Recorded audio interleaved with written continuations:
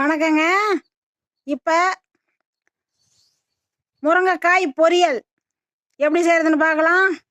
நம்ம கிராமத்தில் நிறைய முருங்கை மரம், நாட்டு முருங்கை மரம் இருக்கும்.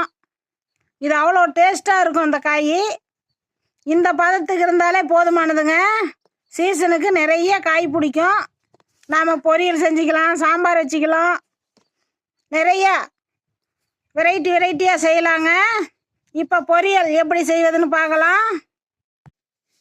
பாருங்க, இந்த மாதிரி நாம் கட் பண்ணிக்கணுங்க. ஒரு பாத்திரத்தில் நாம் சேர்த்துக்குவோங்க. இந்த மாதிரி ஒரு பாத்திரத்தில் சேர்த்து 1/2 லிட்டர் தண்ணி சேர்த்துக்குங்க. ஒரு 1/4 மணி நேரம் வேக விடுங்க. பாருங்க, இந்த பதத்துக்கு காய் வெந்தா போதுமானதுங்க. இப்போ தண்ணியை நம்ம வடிச்சிக்குவோம். பாருங்க, 1 டம்ளர் முருங்கைக்காய் சூப்பு.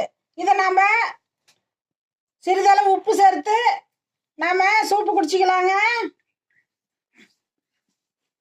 2 ஸ்பூன் எண்ணெய் சேர்த்துக்குங்க. எண்ணெய் காய்ந்தவுடன் கடுகு சேர்த்துக்குங்க. கடுகு பொரிந்தவுடன்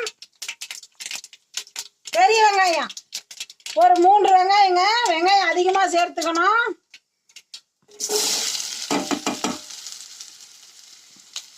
அத்துடன் கருவேப்பிலை நல்லா வதக்குங்க.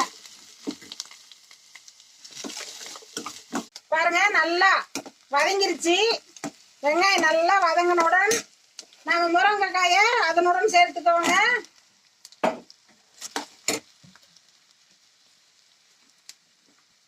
அத்துடன் தேவையான அளவு உப்பு சேர்த்துக்குங்க. மிளகாப்பொடி அதிகம் வேண்டாம், சிறிதளவு போதுமானது.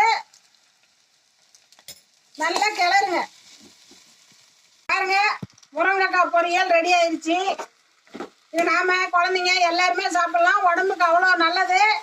நோய் எதிர்ப்பு சக்தி நிறைய இருக்குதுங்க. நம்ம கிராமத்துல சீசனுக்கு தான் இந்த நாட்டு முருங்கைக்காய் கிடைக்கும். முயற்சி பண்ணி பாருங்க.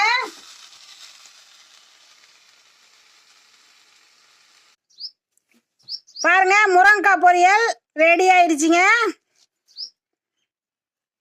மேல விவரங்களுக்கு ஈஸ்வரியின் நாளொரு மூலிகை சேனலை ஃபாலோ பண்ணுங்க. நாங்கள் இன்னும் நிறைய வீடியோஸ் போடுவோம். உங்களுக்கு உடனே வந்து சேருங்க. நன்றிங்க.